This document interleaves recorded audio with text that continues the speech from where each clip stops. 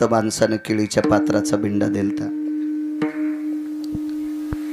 पावसाळ्याचे दिवस असल्यामुळे बाईच्या घरात झोपड्यात जरा शेक केला, त्याच्यावर केळीची पानं शेकली, त्याची द्रोणी तयार केली. नव्हतं ना बाबा, वाट्या ताट्या नव्हत्या त्या काळात, नव्हत्या. मला चांगलं कळते, झाकण्यात खात होते माणसं. कुंभार दादाकडनं झाकण्या आणत होते. बऱ्याच झाकण्या इतक्या चोपड्या झालत्या, इतक्या चोपड्या, गुळगुळीत हातासारख्या चोपड्या, जीव जीव जीव जीव झाकण्या. शेतात तर झाकण्याच असायच्या. माती मृतिका पात्र सर्व पात्रां पवित्र मृतिका पात्रो पवित्र. मला असं वाटतं शास्त्राच्या वेदाच्या पुराणाच्या मतीनुसार धातूच्या सोन्याच्या पात्रापेक्षा पुराणामध्ये शास्त्रामध्ये वेदामध्ये मातीच्या पात्राला महत्त्व दिलं. म्हणून वास्तुपुरुष सोन्याच्या बुटक्यात न ठेवता सोन्याचा वास्तुपुरुष करतील, पण मातीच्या बळक्यात ठेवतात. जगातला हजारो कोटीवाला मालक जरी मेला तर त्या सोन्याच्या गुंड्यात इस्तून येत नाहीत, मातुड्याच्याच गाडग्यात न्यावं लागतं. विश्वातली कुठली किती जरी श्रीमंत बाई बाळांतीन झाली तर तिला जन्माला आल्या बाळाला जन्माला घातल्याच्या नंतर वरची खोळ तिला वर म्हणत असतात. ती वर सोन्याच्या गुंडीत ठेवत नसते, ती मातीच्याच गाडग्यात वर ठेवत असते. 14 बाऱ्या गाडगं लागते. विठाला विठाला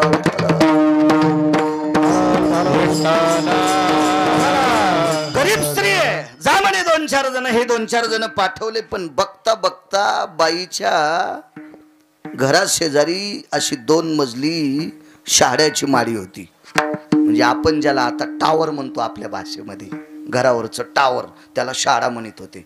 अशी दुमजली आणि एकीकडची पाषाणाची भिंत, एकीकडची पूर्णीपासून लटकली, खाली धाड धाड धाड धाड पडली आणि एक भिंत जशाल तशी उभी आहे.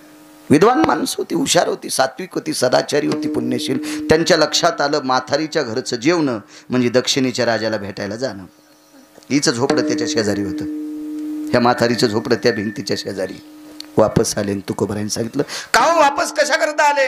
ऐका म्हणे महाराज, त्या बाईच्या घरी श्रद्धेनं आपल्याला आमंत्रण आहे, पण तिच्या घरचं जेवणं म्हणजे मला असं वाटतं यम दात घासून उभा आहे, पाशे टाकून उभा आहे. आपल्या सगळ्याच्या अंगावर पाशे पडणार, एक वाचू शकत नाही. तर तुकोबारायचं त्या काळातलं वाक्य, तुमच्या 11 जणात आणि माझ्यासोबतच्या 7 जणात एकही तंबाखू खात नाही, एकही गुटखा खात नाही, एकही बिडी वडीत नाही, एकही सिगारेट वडीत नाही, एकही गांजा वडीत नाहीत, आणि आपण परमार्थाचे नियम मोडीत नाही. काय भिंतीची मायवेली. वाक्य नीट ऐका. दगड सजीव का निर्जीव? तात्या निर्जीव. तरी पण तुकोबारायच्या मुखारविंदातून वाक्य पडलं, काय त्या भिंतीची मायवेली आपल्या अंगावर पडायला. आपण विटेवरच्या मालकाचे निष्ठावंत भक्त आहेत. इतकी दगड नालायक नाहीत आपल्यासारख्याच्या अंगावर पडायला. जा म्हणे लावा पात्र, आणि गेली पंत्राळ लावायला. बरोबर 12 वाजून थोडासा सूर्य ढळला की जेवायला त्या झोपड्यामध्ये सगळी जण गेली. पात्र लावली. काय स्वयंपाक केला असेल, वरण भात तूप काय असेल ते सगळ्या कण्या आंबाड्या घुगऱ्या सगळं वाढण्यात आलं. यथासांग जेवले. पण जे तुकोबारायच्या सानिध्यात आधीपासून होते ते निर्भीडपणे जेवले. पण ते 2-4 जे कमी पडल्यामुळं नवीन आमंत्रण केलं ते ना, त्यांना असं वाटत होतं दक्षिणा 2 पद्धतीने देत असतात. एक तर दक्षिणा देत असताना पात्राच्या खाली लावली पाहिजे, आणि दुसरी दक्षिणा देण्याची पद्धत जेवण झाल्यावर नागिनीच्या पाण्याच्या विड्यावर देत असतात. ही शास्त्रातली पुराणाची वेदाची पद्धत आहे. आता उडून जाऊ नये म्हणून त्याच्या बोकंडीवर नारळ ठेवायची पद्धत आता काढली. ही आता काढली पाकिट पद्धत. नाही तर दक्षिणा, तिला दक्षिणा पण नाव, तिला बिदागी नाव होतं पूर्वीच्या काळात. मध्यंतरी निजामाचं आपल्याकडे वर्चस्व जास्त होतं. असो, अशी दक्षिणा देण्याची. पितळाला तर तशी दक्षिणा देत असतात. एक तर पात्राच्या खाली द्यावा किंवा नागिनीच्या पानाच्या विड्यावर द्यावा, अशी पद्धत होती. आता काल आहे तस्मै नमा, ज्याच्या काळात जे ते. आता काही काही ठिकाणी उधळायला येतं. तुम्हाला एक सांगू का, लक्ष्मी फक्त आवडंबरीच्या नृत्यातच उधळायला आदेश नाही, परवानगी शास्त्राची पुराणाची वेदाची नाही.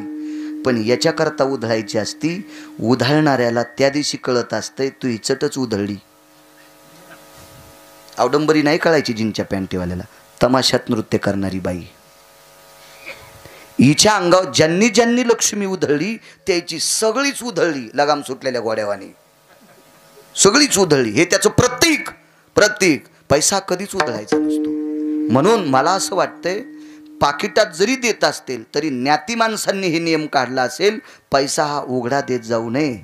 म्हणून पहिल्यापासून या देशाची पवित्र स्त्री सगळं अंग झाकलेली असावा आणि लक्ष्मी कुंटालानं डोंगरा इतकी तुमच्याकडे पैसे असावा, पण ते झाकलेले असावा, ही पद्धत असावा. म्हणून पाकिटात रामराजे द्यायची पद्धत असावी. त्या काळात हुशार लोक असतील, सामान्य लोक नव्हते.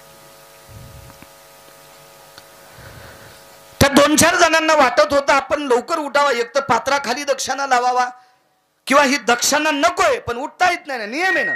त्या बाईची निष्ठा आहे, तिच्या निष्ठेचा तडा कसा जाता येईल, आपल्याला विडे कधी प्राप्त होतील. पण विड्याची जी परडी होती का ती तुकोबाराच्या डाव्या मांडीला होती. सगळ्यांची जेवणं आटपली आणि मग त्या बाईला सांगितलं, बाई ह्या परडीला एकदा हात लाव. सगळ्याला देऊ शकत नाही, तू या परडीला हात लाव. इडे ठेवलेले होते त्याच्यात दक्षिणा. ते या माऊलीने एकदा हात लावला आणि मग ते प्रत्येकाला विडे दिले. पटपट पटपट पटपट पुढचे उठले. तुकोबाराच्या लक्षात आलं यांना भिंत पडण्याची भीती आहे. सगळी जण बाहेर आली. तुकोबाराने त्या 2-4 जणांना सांगितलं, मध्ये या. महाराज आटोपलं आपलं. नाही आटोपलं, या. नियम असतो. माझ्यापेक्षा बाबाजींना जास्त माहित आहे. आपण ज्याच्याकडे जेवतो यजमान आपल्या पंक्तीला असावा. जोपर्यंत यजमान जेवत नाही तोपर्यंत अतिथीचं जेवण हे ग्राह्य मानल्या जात नाही. आणि यजमान न जेवता महाराज जर नुसताच उधळत असेल तर समजायचं उसातलं डुकर आहे. शपथ, मी जर खोटं बोलत असेल तर मला पाप लागेल. बरं, तुम्हाला खोटं बोलण्यात माझ्या संसारात पाप घ्यायला मी इतका मूर्ख थोडाचे? कशा करता पापाचा बोजा माझ्या डोक्यावर घेऊ तुम्हाला खोटं सांगून? आधार वाचोनी काय सांगशील कहाणी. वक्त्याने आधार नसताना या वारकरी संप्रदायातल्या वक्त्यानं आधार नसताना बोलणे म्हणजे गाईचं मांस खाल्लं इतकं. गौ मांस हा समम पापा भक्षंती पापा. शास्त्र सांगितलं गाईचं मांस खाल्लं इतकं पाप लागतंय. बऱ्यापैकी नियम बाबाजींना माहीत आहेत. नियम आहे त्याचा शास्त्राचा. तुकोबारांनी सगळ्याला सांगितलं, अरे आपण माणसं आहोत, त्यातली त्यात वारकरी आहोत, त्यातली त्यात ब्राह्मण आहोत, त्यातली त्यात महाराष्ट्रातले आहोत, त्यातली त्यात ज्ञानोबाराय तुकोबारायचे उपासक आहोत. ही एकटी यजमान जेवल्याच्या खेरीज आपण जाणे म्हणजे आपलं जेवण्यातून कुत्र्याच्या जेवणात काही फरक नाही. शांत बसली, सगळी शांत बसली. सांगितलं, माय घे पात्र. पात्र टाकलं तिला बाबाजी. तिनं वरण भात काय असेल जेवण केलं म्हातारीनं. तुकोबाराने तिच्या डाव्या दंडाला स्पर्श केला आणि घराच्या बाहेर काढलं. गावातल्या प्रतिष्ठित लोकांना सांगितलं, हिचा काय पसारा असेल, काठवट असेल, चूल असेल, चूल जरी नाही काढता आली तर उलथणा असेल, तवा असेल, पळी असेल, चूल फुकायची फुकणी असेल, काय असेल हे सगळं बाहेर काढा. पिठाचा मडका असेल बाहेर काढा. ह्या माऊलीचं बाहेर काढलं. वाक्य नीट ऐका. त्या काळातल्या संतांचा अधिकार किती मोठा होता. भगवानराव इथं नाहीत आता. तुम्हालाही जरसं राजकारणातलं माहीत आहे. शासनानं आता गरीबाला घरकुल देऊ केलेत. कैलास बुवा, आता शासन घरकुल देतंय. 400 वर्षापूर्वी श्रीमंत एकत्रित करून एका आश्विलायन गोत्राच्या गरीब ब्राह्मणाच्या बाईला घरकुल देणारा 400 वर्षापूर्वीचा साधू श्रीमंत श्री जगद्गुरु तुकोबाराय. संत इतकी टोकाची होती, इतकी टोकाची संत. गावातल्या प्रतिष्ठित व्यक्तीला सांगितलं, तुमच्या बैलाच्या गाईच्या वाड्याच्या बाजूला एखादं घर असेल 4 कौलाचं, ते ह्या माऊलीला देऊन टाका. त्याच्या अलीकडचं एक वाक्य सांगतो, लक्षात घ्या सज्जनांनो. ही सगळी जण बाहेर थांबली आणि तुकोबारायनं पंढरपुराकडे तोंड करून एकदा हृदयावर हात ठेवले.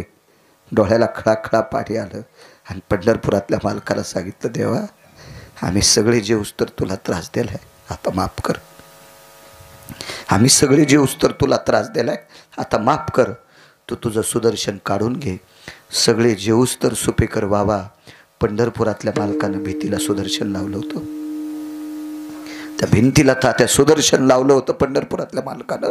ही वारकरी जेवायलीत, सात्विक सदाचारी ब्राह्मण जेवतात. एका पवित्र माऊलीचा संकल्प पूर्णाला जाऊ दे. तिनं कष्ट करून शिदा जमा केलाय. तिचा संकल्प मातीत घालू नकोस देवा. तुझ्या सुदर्शनानं भिंत थांबव. पंढरपुरातल्या मालकानं भिंतीला सुदर्शन लावलं. ही सगळी बाहेर आल्यावर सुदर्शन काढून घेतलं. धाड धाड धाड धाड भिंत खाली पडली. मला सांगायचं याच्याकरता, एका झोपड्यात राहणाऱ्या बाईसाठी देवानं तिचा संकल्प पूर्णत्वाला नेण्यासाठी तुझ्याकडे ब्राह्मण जेवावे, तिच्याकडे तुकोबाराय जेवावे, याच्याकरता ते घर शेजारची भिंत पडू नये म्हणून सुदर्शन भगवंतानं लावावा. काय व्याप असेल त्याच्या पाठीमागं. तरी तितक्या वेळापुरतं सुदर्शन लावून ती भिंत थांबवावी इतकी पात्रता त्या आश्विलायन गोत्रातल्या ब्राह्मण स्त्रीची होती. पण सज्जनांनो, तिला इहलोकात थांबता आलं नाही. तसं या सोरसबाईंना जावं लागलं. हा विधीचा नियम आहे. आयुष्याची माळ तिच्या सुद्धा तुटली. म्हणून महाराज पहिल्याकडे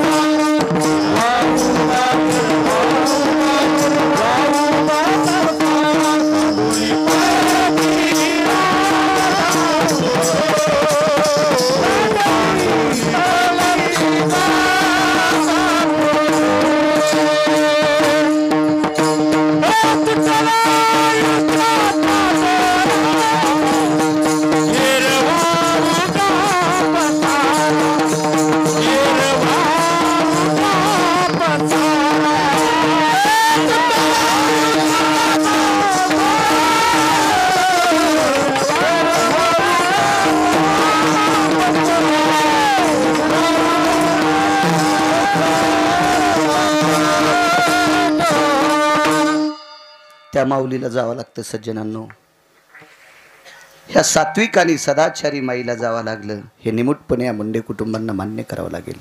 एक पुरावा आहे का? गरुडध्वज नावाचा राजा होता सुपेकर बाबा. फार मोठा अधिकारी राजा. त्याचं नाव आहे गरुडध्वज. या गरुडध्वज नावाच्या राजाला सुपुत्र होता. त्याचं नाव होतं शंखवेन. फार मोठा अधिकारी राजा होता.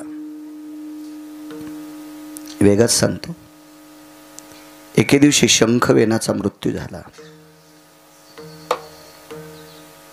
ज्या वेळेला शंखवेन नावाचा सुपुत्र गरुडध्वजाचा मृत्यू पावला, वडिलांच्या अगोदर पुत्र मृत्यू पावला. 6 दुःख आहेत. 6 दुःख उरफाटी आहेत. ज्येष्ठाच्या आधी कनिष्ठाचे जाणे,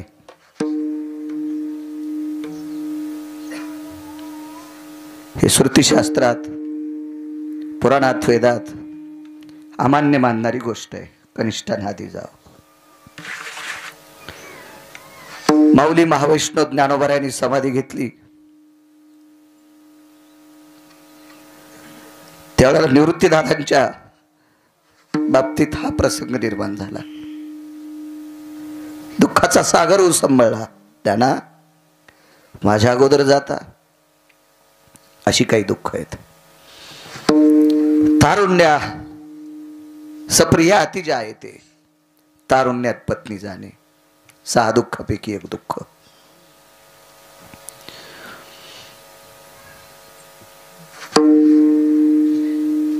वयाचा टप्पा ओलांडल्याच्या नंतर जरावस्थेमध्ये बापाला मुलाच्या नावाने लिंबाचा डाकळा आणि हराळी हातात धरणं 6 दुःखापैकी एक अवर्णनीय दुःख आहे. गरुडध्वजाच्या बाबतीत ते दुःख झालं. शंखवेन मृत्यू पावला. अंत्यविधी झाला. अंत्यविधी कुठं झाला माहिती आहे? ज्या डोंगराच्या पायथ्याला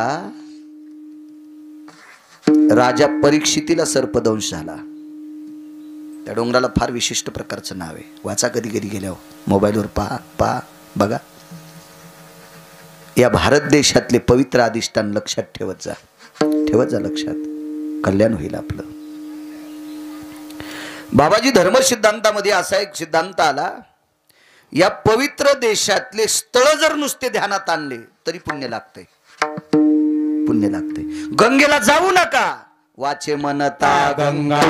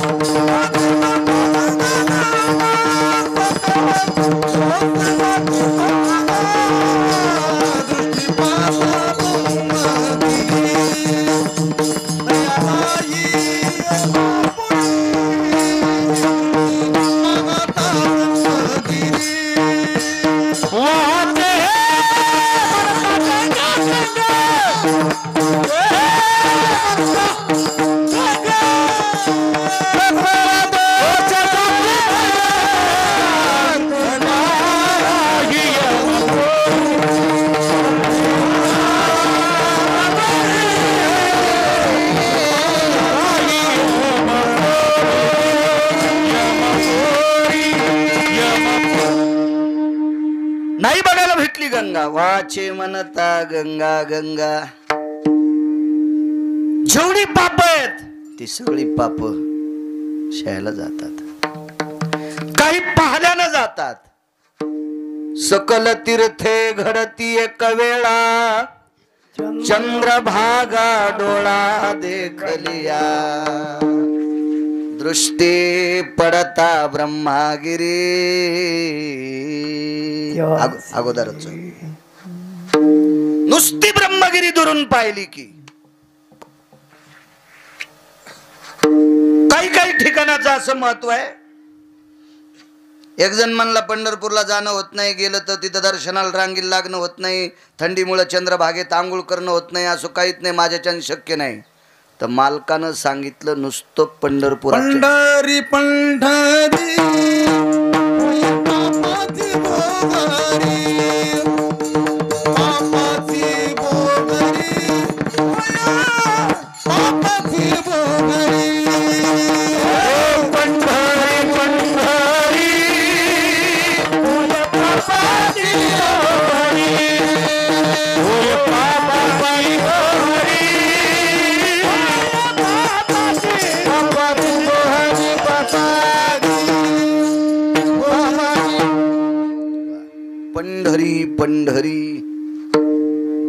नुसतं इतकं जरी म्हणलं तरी पाप संपत. एका ठिकाणी तर सांगितलंय, ते म्हणलं मला म्हणायचा बी लय कटाळा येतोय.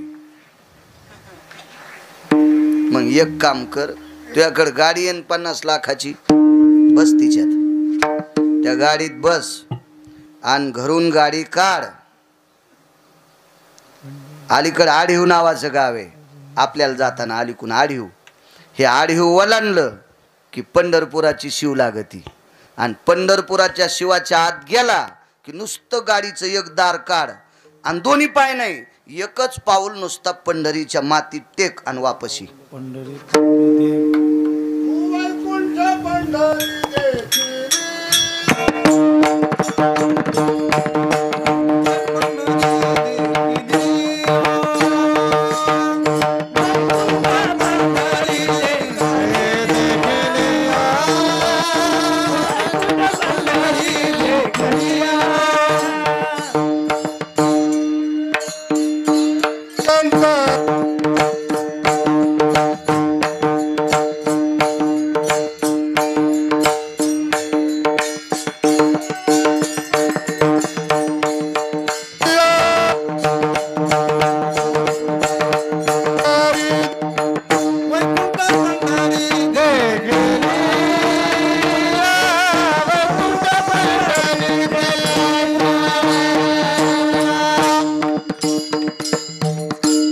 पाय टेकल्यावर काय होतं मी पण दुसऱ्याच कीर्तनात सांगणार आता. विठाला विठाला विठाला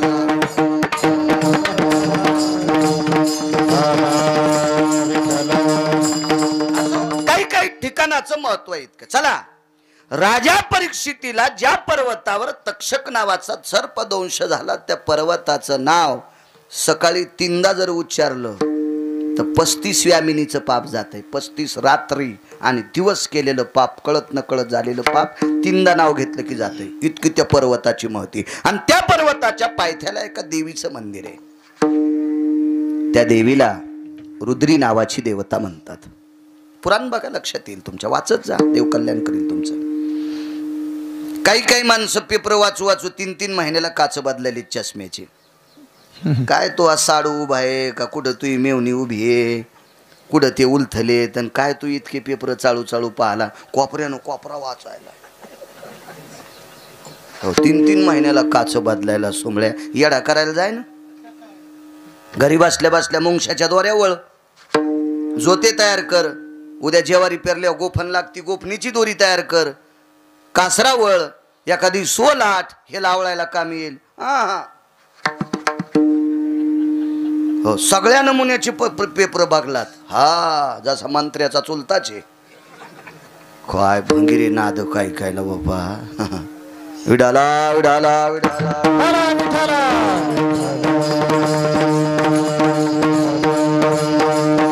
विश्वातल्या घडामोडी कळावा, पण कोणाला कळावा?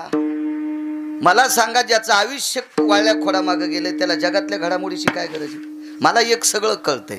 संन्याशानं लुगड्याच्या दुकानात जाऊ नये. तुम्हाला नाही म्हणालो बाबा,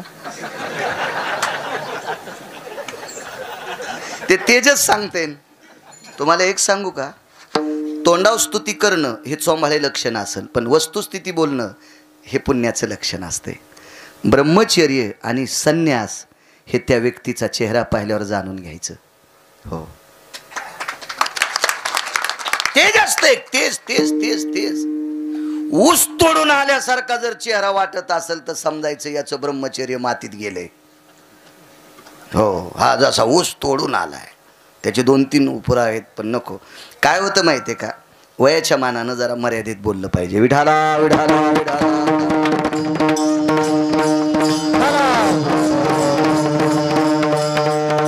वक्त्याने आपल्या लोकांना बोलायला भिल नाही पाहिजे, वक्त्याने यायला बोलायचं नाही. आता झालंय काय माहितीये का, अभ्यास करणारी माणसं आपल्या लोकांना सोडून द्यायले तर यायचाच पिना पाडायलेत.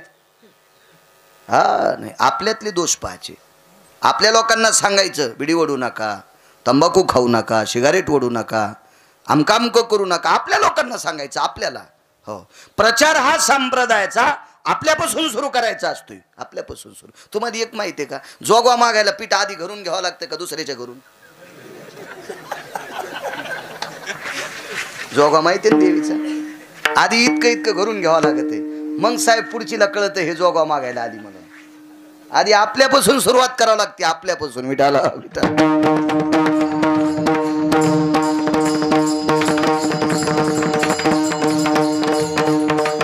रुद्री नावाची देवता आहे. देवतेचे अनन्य महत्व आहे, फार मोठं नाविन्य देवतेच्या बाबतीत. मला असं वाटतं की माझ्या ज्ञानोबरायांना, तुकोबरायांना, नामदेवरायांना, चोखोबरायांना, नाथबाबांना, सावताबाबांना, रविदास महाराजांना, चोखोबरायांना, मीराबाईंना, मुक्ताबाईंना, कबीरांना लक्षात आलं असेल की पुढच्या काळात ही भरकटलेली जनता शास्त्र, वेद, पुराण न मान्य देवाकडे जातील. म्हणून त्यांनी त्याच वेळेला लिहून ठेवलं, शेंदरी हिंदरी दैवते कोण पूजी होते की ते. क्या बात आहे.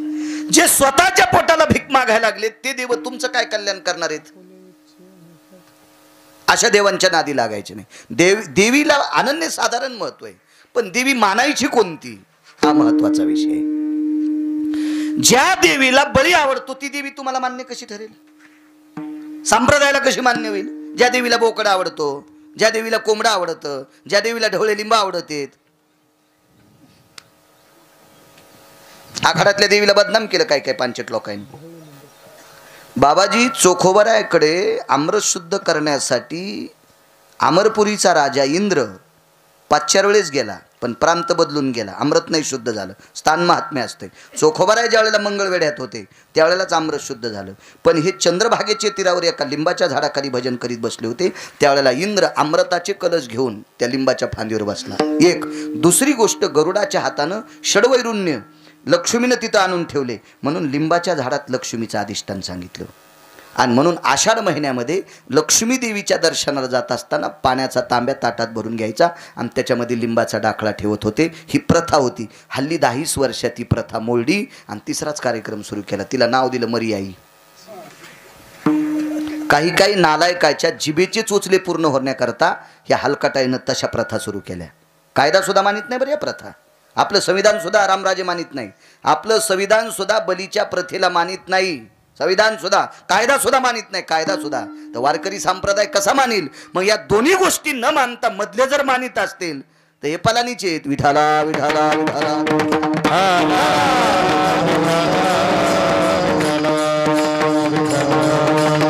मला असं वाटतं, तुम्हाला एक सांगू का, न ऐकणाऱ्या लोकांपुढे बडबड करणं म्हणजे वक्त्यानं स्वतःचा वेळ मातीत घालणं, आणि चांगलं ऐकूनही त्याच्यासारखं न ऐकणं म्हणजे आपल्या पिढ्या बरबाद करणं.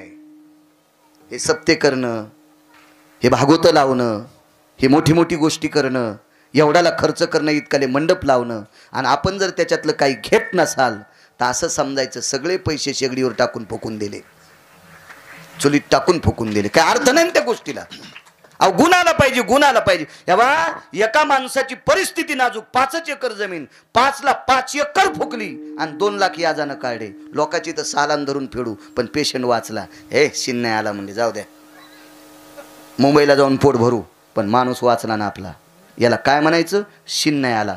5 एकर जमीन गेली पण डॉक्टरला निदान नाही लागलं. हे मातीत गेलं रे सगळं. म्हातारं वाचलं नाही, जमीन गेली. याला शिन आला म्हणते. शिन शिन शिन. मग आपण करून जर काही गुण येत नसेल तर शिन आला समजायचा. आपण केल्याच्या नंतर गुण आला तर आपलं जाऊ द्या रे सगळं, पण आपल्याला गुण आला असं म्हणायचं. विठाला विठाला.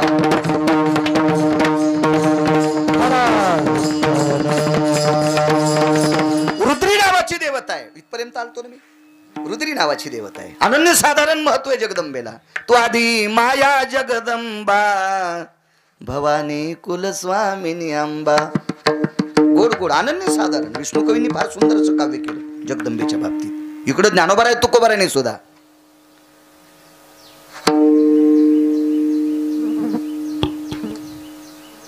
विटेवरी सखये बाई वो करी कृपा. वा वा. माझे मन लागो तुझे पायी हो करी कृपा. उजळ कुळती पाबोध करी सोपा येऊ निलवला येऊ निलवला. सच्चित आनंद अंबा भाई हो करी कृपा. शहाण्याबाईनं घातलेलं लोणचं 2 वर्षाला खा. वाळून गेलं ना तर पाण्यात बुडू बुडू फोड चोखा, तरी गोडच लागती. शहाणी शहाणीच. विठाला विठाला विठाला.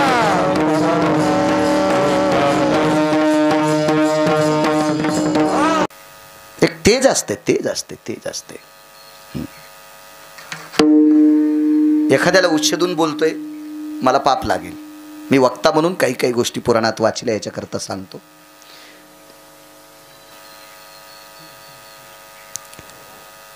मारुतीरायाचा उपासक तपश्चर्याला का बसला बाबाजी? भगवान शिवजीचं दर्शन घेत असताना एका स्त्रीचा पदर लागला.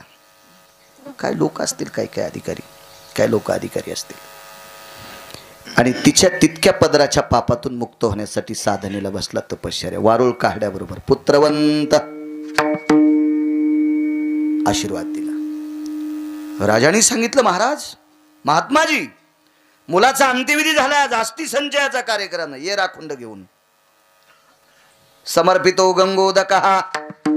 गरुडध्वजानं सांगितलं, ते राखुंड ती असती गंगेत टाकून द्या. स्थाना यत जर्व हो यज्जा येतो मृत्तिका. जिथं तुझा मुलगा अंत्यविधी झालाय त्या ठिकाणची मुठभर माती आण. करत्वल भयो संजीवनी स्थिता. प्रकार मुखारविंदातून पडल्याबरोबर गरुडध्वजाचा शंखवेन नावाचा पुत्र परत केला. इथपर्यंत ऐकायला गोड वाटलं सज्जनांनो. पण कालांतराने विधीचा नियम आहे, एका साधूची तपश्चर्या फळाला आली. याच्याकरता काही वेळापुरता पुत्र परत आला, पण कालांतरानं त्या पुत्राला जावंच लागलं. म्हणून महाराज पहिल्या कडव्यात म्हणतात, बोला. तुटला विचारचा दोरा, तुटला विचारचा दोरा, तुटला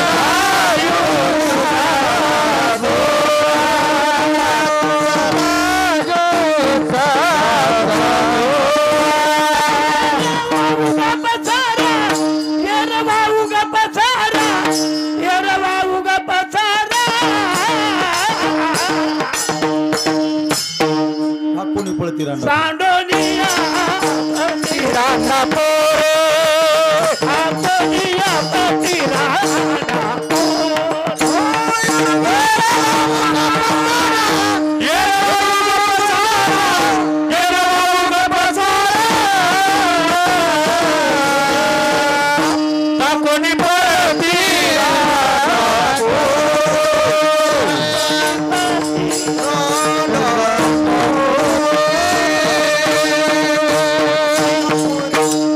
तुटला आयुष्याचा दोरा, आयुष्य संपलं. पुनश्च शंखवेनाला जावं लागलं. आयुष्य संपलं. अश्विनायन गोत्रातली माऊली, जिच्याकडं मूर्तिमंत तुकोबरा यावे, जिच्याकडं जगाच्या मालकाने सुदर्शन लावून तिचं घर थांबवावं, इतकी जिची अवस्था, एवढी मोठी अवस्था या टोकाला गेलेली माऊली, तिला जरी इहलोकातली यात्रा सोडावं लागते. तुमची आमची काय कथा. राहिला पुढचा मुद्दा. तुटला आयुष्याचा दोरा, येर वावगा पसारा. आपण दोन गोष्टी सोडून जे जे केलंय ते आपल्यासाठी पसारा ठरलाय. दोन गोष्टी कोणत्या? एक सत्कर्म, एक सत्कर्म. आता सत्कर्माच्या यादीत खूप कामं येऊ शकतात. सत्कर्माच्या यादीत येणारी कामं एक दोन सांगतो. गावात 25 एकर जमीन म्हाताऱ्यानं 1 एकरची 25 एकर केली. एका टायमाला जेवलं, लोकांचे रानं खुरपिले, दुसऱ्याच्या हमाल्या केल्या, बराशी खाणल्या, दुसऱ्याचे वळणं रचले. माळ भागेन तुमचा डोंगर भाग, वळणं रचावत लागतात गोटे येचून, डोंगराळ भाग आहे. वळणं रचले बाबाजी आणि 1 एकरची 25 एकर केली आणि एकटंच पोट्ट बापाला सांभाळली. त्या कुरकुल्यावानी गालाची, सफरचंदावानी लालजरीत गालाची, तिने हे बगलात दाबला, आधी मुठीत दाबला. म्हणून एक सिनेमात गाणं काढलं, नवरा माझ्या मुठीत ग. सिनेमातले लोक बी येडे नव्हते हो, हुशार लोक होते ते बी. नवरा माझ्या मुठीत आणि मुठीत, हा नाही पुढचं राहू द्या. आणि मुठीत घेतल्याला बगलात दाबताच येत असतो. असा दाबला, बगलात दाबला त्या चंडाळणीनं, त्या पापिनीनं. टकटक दिसायला तिघी जणी सासू सासऱ्याला न जेवायला देणाऱ्या. टकटक. हो, तुम्हाला पाहणं म्हणजे गिरगाव करायला गाय कापल्या इतकं पाप लागतंय. तुम्ही कहा मरतान तर मरू तिघी जणी. हो, तुमच्या तेरवीला भूत येऊनी भूत. उठा तुम्ही तिघी जणी, उठा. खरंच मरायच्या त्या तिघी जणी. जाऊ द्या, एवढ्यावर माफ करतो तुम्हाला. त्या म्हणत्यान भगवानरावनं कुठून या यजमानाला महाराज द्याला माय हो मेला, याची जाता जाता गाडी उलथावा आणि आम्हाला संध्याकाळच्या निरोप यावा बाळ्या मेला म्हणून. पण मी कुठं तुमच्यासाठी पापाचं सांगायलो. बाबाजी ज्यांनी आपल्यासाठी अर्थ कमवून दिलाय, त्यांच्यासाठी अंतःकरणात ज्याच्यासाठी अर्थ आहे, त्याच्यासारखा जगात परमार्थ दुसरा कुठलाच मोठा नाही. आपल्यासाठी ज्यांनी अर्थ कमवलाय, त्या वयस्कर माणसांसाठी घरातल्या कुटुंबातल्या लोकांनी त्यांच्याविषयी अर्थ ठेवा, आत्मीयता ठेवा. विटेवरच्या मालकाची सेवा केल्याचं पुण्य आहे, काशीतल्या मालकाची सेवा केल्याचं पुण्य आहे. आपण वर्म सोडून देतो. हा, एरंडाल पाणी घातलं, उसकोळडा फट गेलं, दारोळी झोपी, फुटलं भुंड, बाण फोडून पलीकडे वड्यात पाणी, एरंड भिजले, उसकोळडा फट. असं नाही व्हायला पाहिजे, नाही व्हायला पाहिजे. त्या चंडाळणीनं नवरा बगलात घेतला. बापाला भाकर खाऊ देत नव्हती. गावातल्या तात्या प्रतिष्ठित माणसानं, बाबासारख्या माणसानी त्या पोराला सांगितलं, अरे अरे असं नाही रे, त्या वडिलाची परिस्थिती आम्ही पाहिली रे, लय कामं केले रे लोकाचे, त्यासाठी इतकी जमीन कमिली. तुमच्यासारख्याचं ऐकून, तात्यासारख्याचं ऐकून, तुमच्यासारख्याचं ऐकून त्या पोरानं जर डबल मायबापाला सांभाळलं तर तुम्हाला 1 कोटी पंढरपूरच्या वाऱ्या केल्याचं पुण्य प्राप्त होते. हे पसारा ठरत नाही, हे पसारा नाही, हे सार आहे, हे सार आहे, सार आहे, सार आहे, सार, हे सार आहे. आपल्या सांगण्यानुसार एखादी चांगली गोष्ट होत असेल तर ते सार आहे. पोरग शाळेत चालले, शाळेत चाललं पोरग. दुसऱ्या दिवशी 2 दिवस मंदिरापाशी बसलेलं दिसलं. का रे शाळेत जात नाही? फीस भरायला पैसे नाहीत. ठीक आहे, खरंच पैसे नाहीत? जी खरंच नाहीत. आईला बोलू तुझ्या? बोला दादा. श्रीमंत माणसाने त्याच्या आईशी हितकुज केलं. सांगितलं, माय पोरग 2 दिवसापासून मंदिराच्या वट्यावर दिसतंय, शाळेत का जात नाही बाई? दादा, लोकांचे रानं खुरपिते, घरातल्या लोकांच्या पोटाची अवस्था करते, शाळेत खर्च करायपुरते पैसे नाहीत, फीस भरायला पैसे नाहीत. उदार अंतकरणाने बाबा त्यांनी त्यात सस्ताईला 10-5 रुपये दिले. ते पोरग शाळेत गेलं, ते कलेक्टर झालं, देशाचा उगवता तारा झालं. त्या सस्ताईला 10 रुपयाकरता अडचणीत असताना ते जर शाळेत गेला असेल आणि श्रीमंतानं मदत केली असेल तर 100 यज्ञ केल्याचं पुण्य त्या 10 रुपयात ताकद आहे. 100 यज्ञ केल्याचं ताकद. हे सार तत्वात येते. सार सार आपण केलेलं सत्कर्म सार, आपण केलेलं भजन सार, याच्या व्यतिरिक्त सगळ्या गोष्टी आसार. हे रवाउगा पसारा. किती कोटी रुपयाचा बंगल्या गिरगावच्या बाळ्यान बांधल्यावर त्याचा धन्या त्याला छताव फुकीन. पोरग आहे मला, त्याचं नाव धनराज आहे, धनत्रयोदशीला झालत म्हणून शेजाऱ्याने सांगितलं याचं नाव धनराज ठेवा.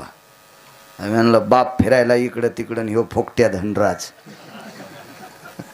हे नशीब घेऊन आलेल. मा जन्म शिमग्यात आणि त्याचा जन्म दिवाळीत झाला. पुण्यवान असतात काय काय जे नशीब घेऊन आले. आपलं नशीब तसं खरतड, त्याला काय करा. किती मोठा बंगला बांधला आमचं पोरग मला छताव फोकीन. नाही, घर लागेल पण शेवटी आसार आहे. हेरवाऊगा पसारा आहे आपल्यासाठी, पसारा. भूषणे काढोनी बांधोनी या देती यमाची हाती. हे सगळा पसारा आहे. सगळा काय धान्य असेल आपल्यासाठी पसारा. पण आपण हयातीत असताना आपल्याकडे 100 पोते गहू असतील, त्याच्यातलं 1 पोते गहू जर गरीबाच्या पोरीच्या लग्नासाठी खर्च केले तर 100 सप्ते केल्याचं पुण्य. मलेशियात वाढदिवस केला,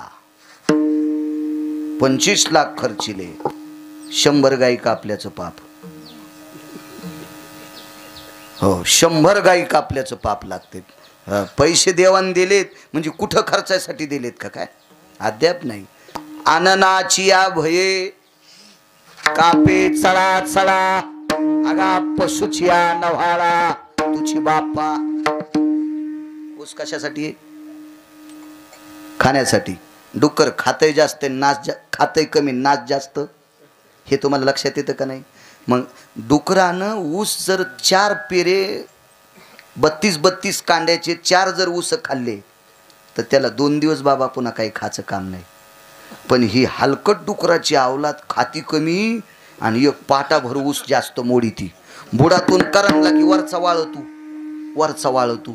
अशा डुकरासारख्या अवलादी आपल्यात पण येतात. मायबापानं कमीलेल्या त्या ऊस मोळड्यासारख्याच उधळायल्यात. पाप लागतंय. डुकराच्या यादीत येते, डुकराच्या यादीत येते. नीतिशास्त्र काय सामान्य सांगते?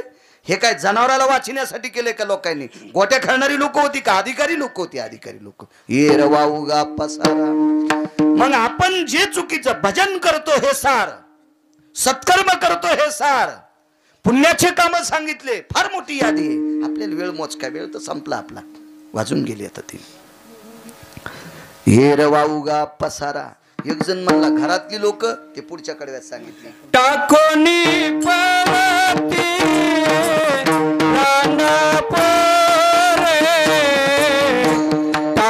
टाकून पळती रांडा पोरे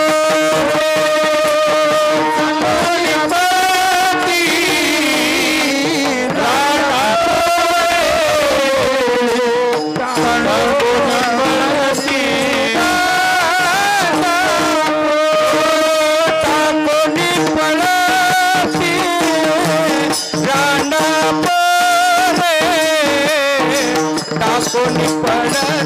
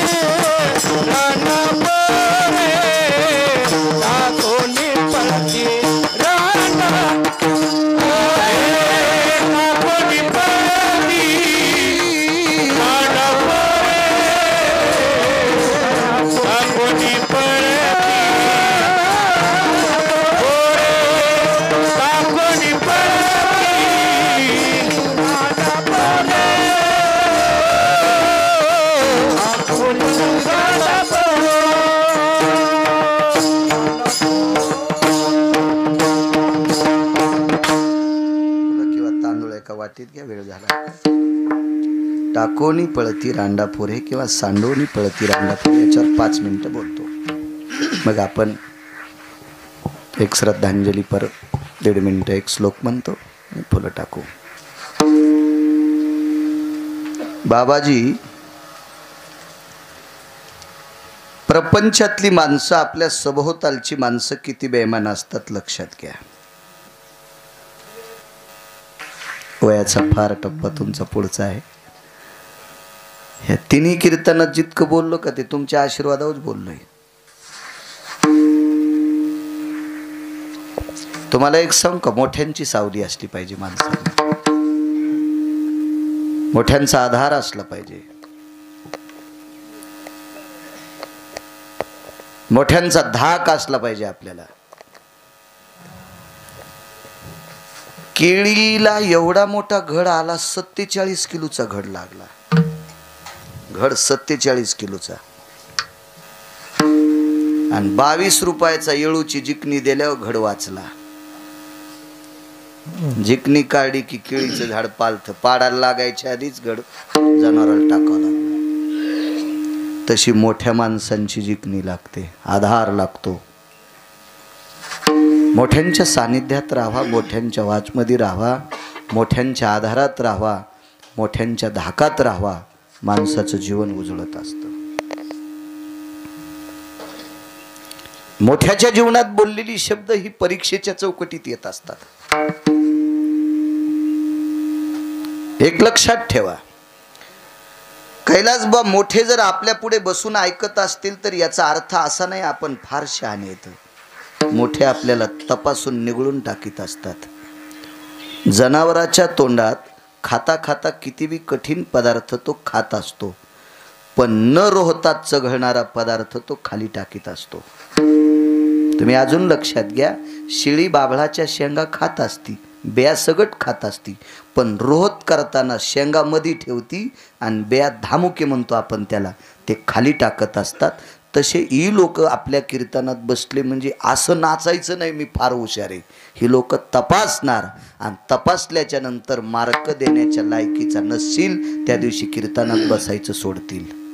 ही वेळ ज्या वक्त्यावर येत असेल त्या वक्त्यानं समजायचं आपलं भाषण पाचकट आहे, आपलं भाषण आपलं वक्तव्य शास्त्राधार नाही. हो, शास्त्राच्या चौकटीत बसून या लोकांच्या सानिध्यात बोलावा, जीवन उजळत असतं. आदरणीय पूजनीय वंदनीय गुरुवर्य, या प्रांताला लाभलेलं एक आध्यात्मिक क्षेत्रातलं गोड साधारी सद्गुरू सुपेकर बाबा त्यांच्या चरणी साष्टांग प्रणिपात करतो. ग्रामदैवत मारुतीरायाच्या चरणी नतमस्तक होतो. या परिसरातला यती योगी जपी तपी संन्यासी अधिकारी महात्मा वारकरी निष्ठावंत लोकांच्या चरणी प्रणाम करतो. माझ्या सेवेला पूर्ण थोडं सांगतो. आता रामराजेने जे प्रमाण दिलं दुसऱ्याकडे घातलं, टाकोनी पळती रांडा पोळे. बाबाजी आपल्यासाठी अतूट प्रेम करणारी माणसं तीच एका वाक्यात सांगतात. महाराजांचं एक वाक्य, काढा काढा म्हणती याचा झाला भूमिवार. हे सोयरे धायरे सगळे एकत्र बसतात, विचार करतात, काढा काढा म्हणती याचा झाला भूमिवार. घरातले लोक, याचा पुढचा मुद्दा आहे का सज्जनांनो, घरातला प्रिय व्यक्ती मृत्यू पावल्याच्या नंतर रडणारी कोण आहेत? आपली बाबा. रडणारी कोण आहेत? आपली. आणि शेवटचा कपडा आणायला पैसा देणारी कोण आहेत? सोयरे. आपलीच ना. सोयरे नसतात कपडे आणत शेवटचे. शेवटचा कपडा आणायला पैसे कोण देतात? आपलेच. चला, घरातला व्यक्ती गेल्याच्या नंतर तात्या रडणारी रक्ताच्या नात्यातली आपली असतात. आणि वळईतलं सरपण काढून देणारी कोण असतात? आपलीच असतात. लांबलचक खंटाळा असलं तर सुताराचीतून करवत आणणारी कोण असतात? भावकीचीच लोक असतात ना. सोयरे कापीत असतात का तिथं? सोयरे लांबून बसलेले असतात, घरातली लोक असतात. कल्पना करा, जी माणसं घरातल्या व्यक्तीसाठी बाबाजी उकसापुकशी रडतात, शेवटचा विस्तू नेण्यासाठी गाडगं काढणारी कोण लोक असतात? टाकूनी पळती रांडा पोरे. हे मशानात नेणारी सुद्धा हीच असतात आणि तिथून वापस येणारी सुद्धा हीच असतात. पण हे कधी कळते माहितीये का? कळो येईल अंत काळी प्राण प्रयाणाचे वेळी राहाती निराळी रांडापूर हे सकळ. मग मोठ्या मोठ्या लोकांचं काही काही भूषण असते. सोयरी धायरी संपत्तीचे लोक, त्याच्याही पलीकडचा पुढावा, सोडविन हा राजा देशीचा चौधरी आणि कसोयरी भली भली. ही मोठी मोठी लोक या घराच्या सगळ्या नात्यातली ही टाकूनी पळती रांडापुरे अंती होती पाठमोरे. तिथून मशानी नेवोनी भडाग्नी देवोनी येती परतोनी माघारी. टाकूनी पळती रांडापुरे अंती होती पाठमोरे. हे सगळे वापस फिरतात. शेवटचं कडवं फार गोड वापरलं. चोखा म्हणे फजित खोर, चोखा म्हणे तो फजित खोर कोण माझे माझे मनती घर. माझे चोखोबाराय म्हणतात तो फजित खोर आहे. कोण? जो घराला माझं म्हणतोय. तरी घर आपलं नाही, आपल्याला त्या घरात पेटवत नाहीत. याच्या पलीकडे सांगू सज्जनांनो, 28 लाखाची बाथरूम बांधली एक जणानं आणि शेवटची आंघोळ चौकात होती वाड्यातल्या. आऊत खोडं टाकले, आऊत खोडं मी डोळ्यानं पाहिले, डोळ्यानं आऊत खोडं टाकले फणसालेले, ज्याला लव्हार सुद्धा इड्या ठोकीत नाही असे फणसालेले आऊत खोडं वळायावर टाकीत होते. न पहिलं आडहुडुनी म्हणून अशा आऊत खोडावर 28 लाखाची बाथरूम बांधलेल्याला तिथं आंघोळ घालली. 27,000 रुपये ब्रासची फरची होती बाथरूमला. भावताल चादर धरले, धोतर बदलिताना. सवे आंबर वेढी तिरे मतकुंबे घाले ते पाणी. मतकुंभ म्हणजे खापर. खापरान वाळ्यास तांब्या नाही, स्टीलचा नाही, जर्मलचा नाही, प्लॅस्टिकचा नाही. मतकुंबे घाली ती पाणी. हे मग हे कशाला आपलं म्हणायचं? म्हणून चोखा म्हणे फजित खोर माझे माझे मनती घर. झालेली शेवा नाही म्हणता येणार. आतापर्यंत केलेलं वक्तव्य चांगलं असेल ते सद्गुरूंच्या कृपेचं, अधिष्ठान दैवत मारुतीरायांच्या कृपेचं. एखादा शब्द अभद्र गेला असेल तो माझ्या वाणीचा दोष असेल, माझं मी नेण्यासाठी तयार. परमपावन माऊली विश्वाच्या मालकाच्या सानिध्यात विलीन झाल्या.